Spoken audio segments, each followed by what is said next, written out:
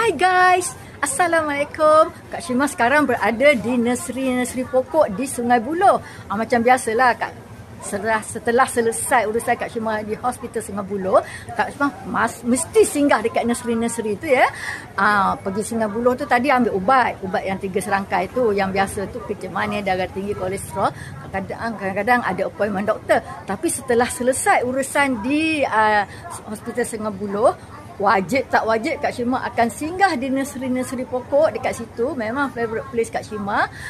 Banyak anak-anak pokok, tapi Kak Syima selalu beli pokok-pokok herba, pokok-pokok ulam dan juga tanah baja. Tapi kali ni Kak Syima nak tunjukkan pada anda satu lorong kalau anda pergi menghala ke hospital Sungai Buloh. Okey, di belah kanan tu hospital, depan hospital asrama pelatih, sebelah kiri ada lorong ke arah pusat kawalan kusta atau pusat komuniti. Dekat situ ada church, ada Buddhist temple, ada lorong belah kanan tu. Anda masuk situ, kiri kanan tu semua nursery yang menjual pokok.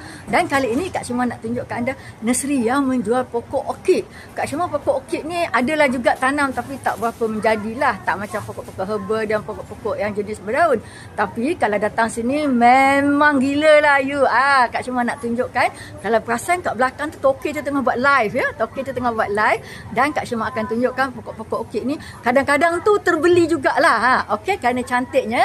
Jadi Kak Syima akan tunjukkan kepada anda pokok-pokok yang dijual. Kalau kebetulan anda singgah kat Sungai Buloh ni, anda bolehlah beli 1-2 ya. Tak mahal. Okey. Jadi Kak Syima akan tunjukkan.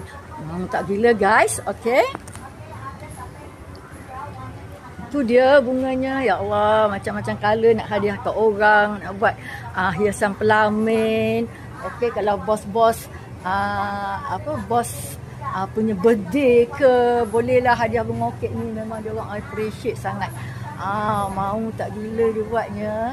Kadang-kadang tergoda jugalah, beli jugalah, walaupun tak menjadi sangat bila dah tanam tu ya.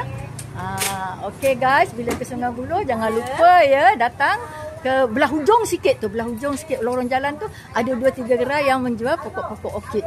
Aduh, memang tergoda lah. Okey, bye.